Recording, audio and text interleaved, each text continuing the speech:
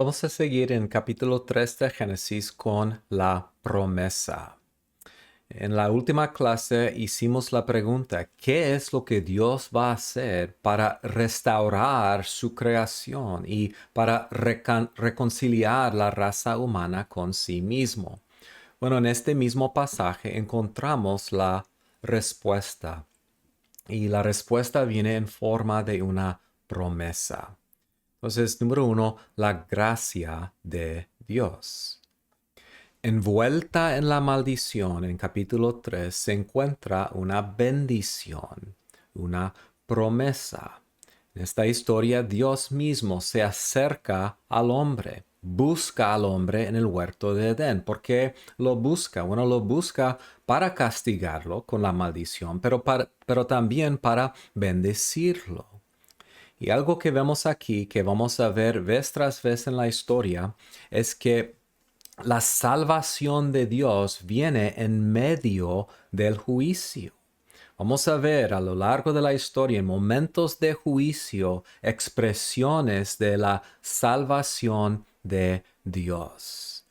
Y aquí vemos algo muy bonito, el principio de la gracia de Dios, que es uno de los megatemas en la historia de la Biblia. ¿Qué es la gracia de Dios? Bueno, gracia se puede definir de diferentes maneras. A veces se define como favor de Dios inmerecida. Y eso es cierto, pero aquí es mi definición favorita de la gracia de Dios. La gracia de Dios es Dios haciendo por nosotros lo que no podemos hacer por nosotros mismos. En la historia, Dios demuestra su gracia así. Dios hace para el hombre lo que no puede hacer por sí mismo. Entonces, la gracia de Dios no es solamente favor, es la actividad de Dios, es una acción de Dios, una acción poderosa de Dios hacia el hombre. Y es lo que Dios hace para el hombre, lo que el hombre no puede hacer por sí mismo o para sí mismo. Y la salvación de Dios y la gracia de Dios en este pasaje viene en forma de una promesa, de hecho un pacto. Entonces, ¿qué es el plan de Dios en este pasaje? Bueno, el plan de Dios se expresa en lo que llamamos el protoevangelio. Esta palabra simplemente significa el primer evangelio, es la primera expresión de las buenas nuevas, de las buenas noticias de Dios en la historia del mundo. Aquí vemos la gracia de Dios en el plan de Dios de traer esa reconciliación y esa restauración. Entonces, ¿qué es el evangelio en Génesis 3? Bueno, viene en capítulo 3, versículo 15, donde Dios dice, pondré enemistad entre tú y la mujer, y entre tu simiente y la de ella. Él te aplastará la cabeza, y tú le herirás en el calcañar. Aquí podemos ver tres verdades. ¿Okay? Número uno, la simiente de la mujer, que ya hemos visto, es una descendencia, es un linaje. Bueno, la simiente de la mujer incluye un descendiente específico. No solamente es una gran descendencia, una familia, también la promesa de una simiente se refiere a una persona específica. Y de hecho la palabra simiente funciona así, o la palabra descendencia. Son sustantivos colectivos, que significa simplemente que su forma en la gramática es singular, pero se refiere a más de una cosa. Entonces, la palabra gente en especial, en español, que es una palabra singular, gente, pero se refiere a más de una persona. O rebaño, es una palabra singular que se refiere a más de una oveja, ¿verdad? Banco de peces, singular banco, pero se refiere a muchos. Y así es la palabra simiente. La palabra simiente o se puede referir a una sola cosa porque en su forma gramatical es singular, pero también se puede referir a muchas cosas. O descendencia se puede referir a un descendiente o a un gran grupo de descendientes. Entonces, Génesis 3:15 indica que la simiente de la mujer no solamente habla de una descendencia grande, sino de un descendiente específico. Y la historia de la Biblia será la historia de lo que Dios está haciendo para cumplir esta promesa de Génesis 3:15. Toda la historia de la Biblia que ya hemos visto es acerca de Jesucristo, es la historia de lo que Dios está haciendo para levantar y traer al mundo Él, esta persona, un campeón, un salvador, un libertador que puede cumplir los propósitos de Dios de restaurar su creación y reconciliar al hombre con sí mismo. Dios rescatará a su pueblo por medio de Él. Es un pronombre singular masculino. ¿Ok? Segunda cosa que aprendemos es que habrá conflicto entre Satanás y ese descendiente. ¿Ok? La historia del establecimiento del reino de Dios será una historia de conflicto. ¿Ok? En la historia podemos ver muchas veces que siempre lo que es el pueblo de Dios, lo que es la simiente de la mujer, siempre está sido atacado por la serpiente. La simiente de la serpiente siempre está intentando destruir la simiente de la mujer. Vemos muchos ejemplos de eso. Vemos eso en la historia de Caín y Abel.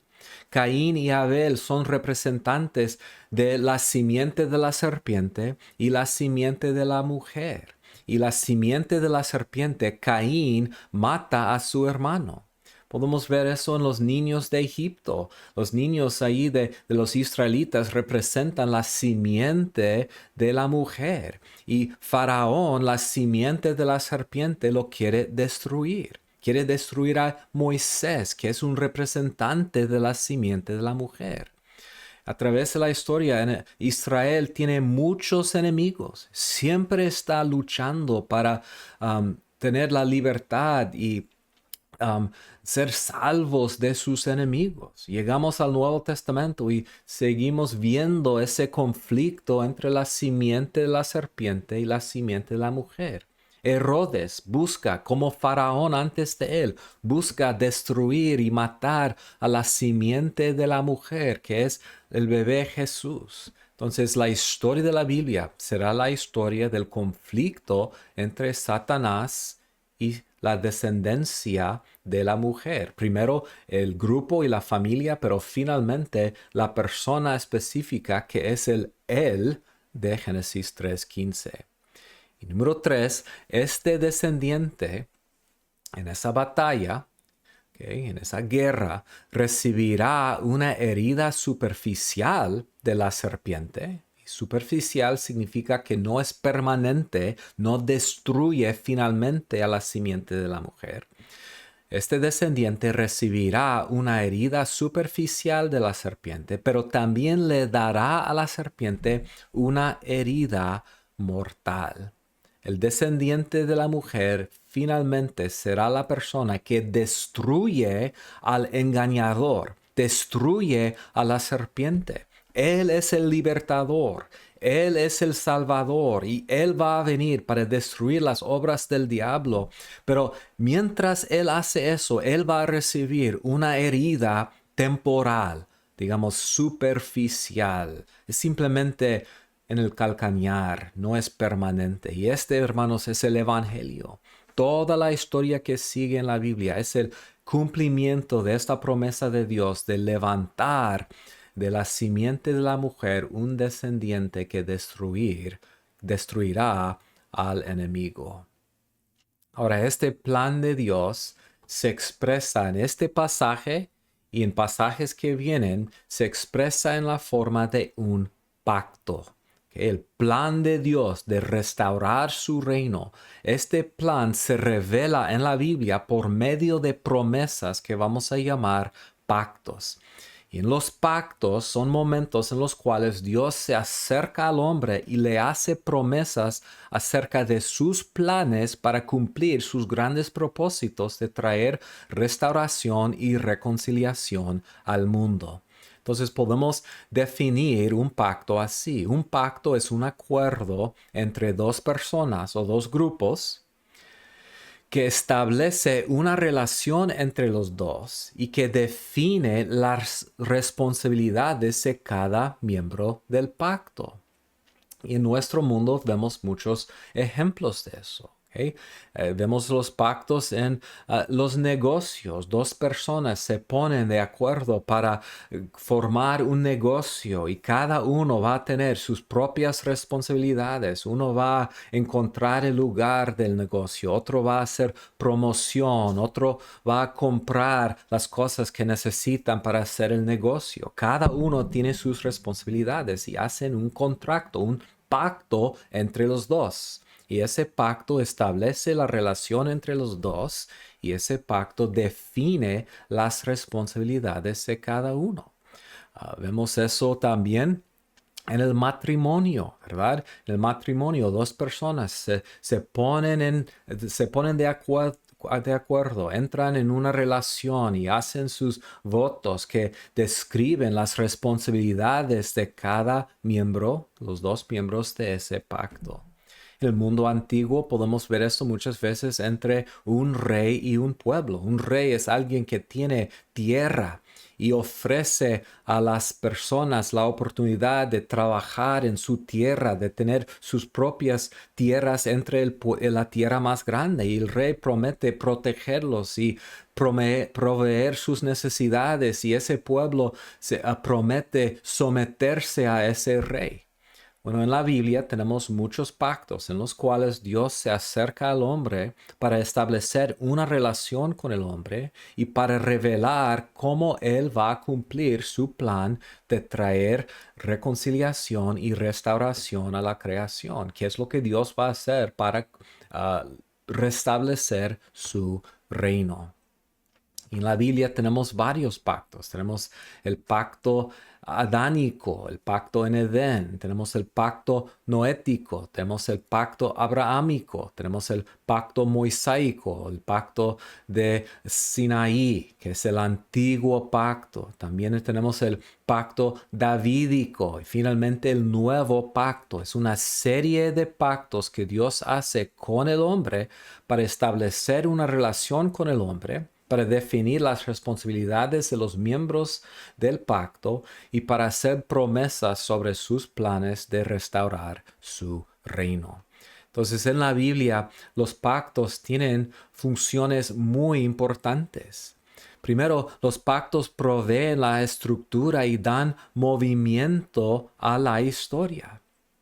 Cuando llegamos a un pacto como el pacto de Génesis 3:15, ese pacto y esa promesa da estructura y movimiento a la historia. Todo que sigue en la historia después de ese pacto tiene que ver con el cumplimiento de ese pacto. Por eso he dicho que toda la Biblia es acerca de lo que Dios está haciendo para levantar la simiente de la mujer, un descendiente, un libertador, un salvador. Entonces da movimiento a la historia.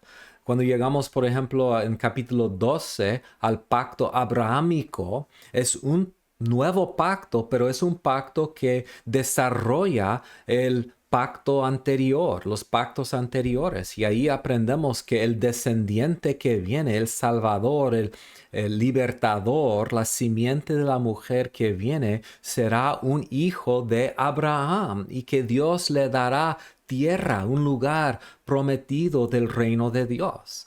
Entonces, después de Génesis 12, toda la historia es acerca de, primero, lo que Dios está haciendo para levantar a la simiente de la mujer, pero también lo que Dios está haciendo para formar de Abraham una nación grande, una descendencia. Y así sigue. Entonces, la estructura de la Biblia del Antiguo Testamento es la historia de una serie de pactos y esos pactos dan estructura a la historia y proveen movimiento en la historia. Entonces, los pactos describen las prioridades y los planes de Dios, explican lo que está pasando en la historia. Entonces, en cualquier momento de la historia, en cualquier detalle de la historia, si nos preguntamos, ¿qué es lo que Dios está haciendo? ¿Por qué está haciendo Dios eso? ¿Por qué levanta a esta persona o hace tal cosa? La respuesta siempre se encuentra en los pactos anteriores. Entonces, en cualquier momento después de segundo de Samuel 7, donde Dios le da a David el pacto davídico, entonces si nos preguntamos, ¿qué es lo que Dios está haciendo? ¿Qué es lo que está haciendo Dios para levantar a este rey Josías, por ejemplo? Bueno, la respuesta es, Dios está levantando a Josías y está trabajando por medio de Josías, porque Él está trabajando para levantar a un libertador, un salvador, um, un personaje futuro, una descendiente de la mujer. Él está trabajando para levantar de la simiente de Abraham y de su familia un rey futuro. Él está trabajando para levantar del linaje de David un rey que se va a sentar sobre el trono de David y que va a gobernar sobre el reino de Dios. Entonces así sigue la historia. Dios siempre está trabajando para cumplir sus propósitos y mientras Él haga eso, Dios está revelándose y está revelando sus prioridades y sus planes en esa historia. Y eso es el propósito de los pactos. Entonces los pactos son los medios por los cuales Dios establece su reino en el mundo. ¿Qué es lo que Dios va a hacer para restablecer su reino en la tierra? Bueno, Él revela ese plan por medio de una serie de promesas, de pactos. En los pactos Él entra en una relación especial con su pueblo y lleva a su pueblo a un lugar prometido, un lugar especial que es el lugar del reino y Él gobierna sobre ellos. Pero todo eso es parte de su plan de traer un Salvador futuro. Entonces podemos decir en la historia que estamos en un sentido, en una cacería humana. Estamos buscando una persona. En la historia estamos siempre buscando la simiente de la mujer. Entonces en la historia llegamos a el nacimiento de Caín y la pregunta es, será Caín el hijo prometido, la simiente prometida? Y nos quedamos decepcionados. Y eso pasa en cada momento cuando se levanta una persona nueva, una persona importante. ¿Será Abraham la simiente prometida?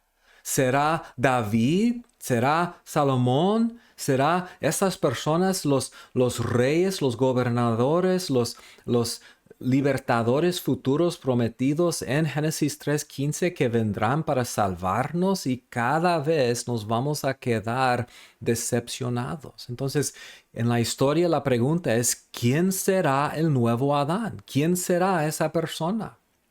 Y algo que vemos en el Antiguo Testamento es que el Antiguo Testamento siempre nos deja confundidos o decepcionados, porque llegamos al final del Antiguo Testamento y todavía no ha venido ese hijo prometido, ese descendiente prometida.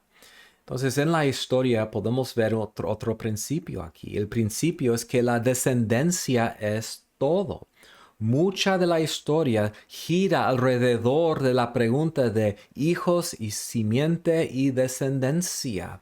¿Quién será? ¿Quién es la descendencia prometida? ¿Quién es el descendiente prometido? ¿Quién se incluye en la descendencia de Dios, en los hijos de Dios? ¿Quiénes son parte de ese grupo y quiénes no lo son? Y en toda la historia Dios está trabajando para levantar a reyes y gobernadores y profetas, personas que reflejan los ideales de Génesis 3:15, pero todavía no nos proveen con el cumplimiento final. Entonces en toda esa historia Dios está en una misión, Dios está obrando y trabajando para cumplir algo. Entonces aquí tenemos una prevista de la misión de Dios en la historia bíblica. Dios está en una misión de formar a un pueblo que lo ama, lo adora, lo obedece.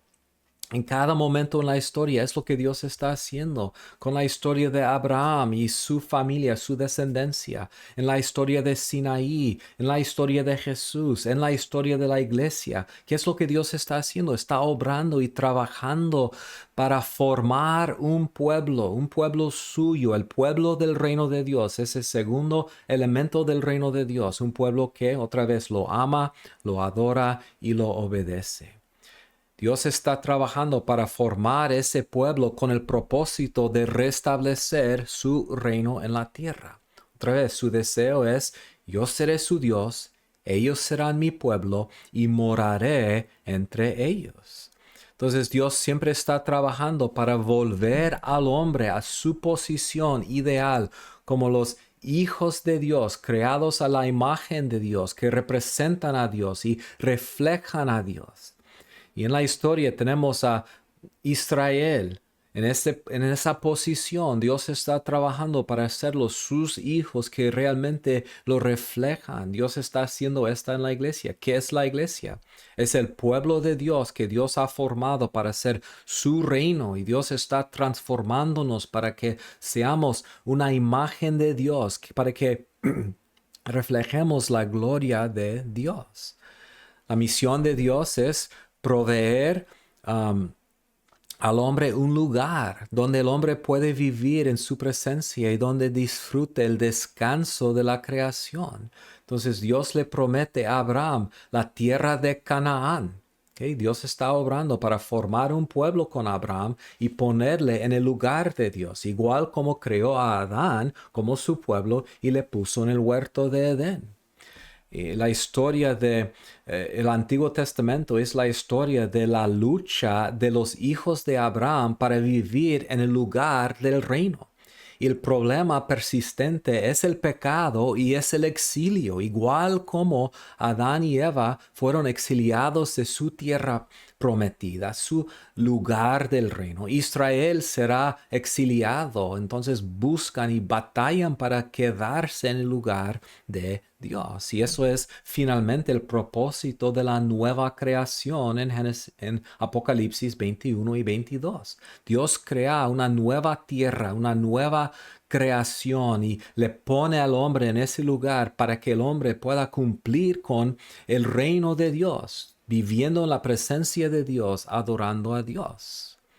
Dios está obrando en una misión para levantar la simiente de la mujer, quien vendrá para destruir al enemigo y traer la redención. Dios está trayendo una restauración y reconciliación por medio de una nueva creación. Y Él está obrando para traer, como vamos a ver en el pacto abrámico, bendición, no solamente para un grupo, una familia, sino para todas las naciones de la tierra. Entonces, esa misión de Dios es lo que Dios está haciendo para cumplir sus propósitos. Esa es la historia de la redención, el cumplimiento de esa misión de Dios. Y en medio de ese plan y esa historia siempre vamos a ver que hay conflicto entre los dos grupos, las dos simientes. La historia del establecimiento del reino de Dios es una historia de conflicto, de batallas, de guerra.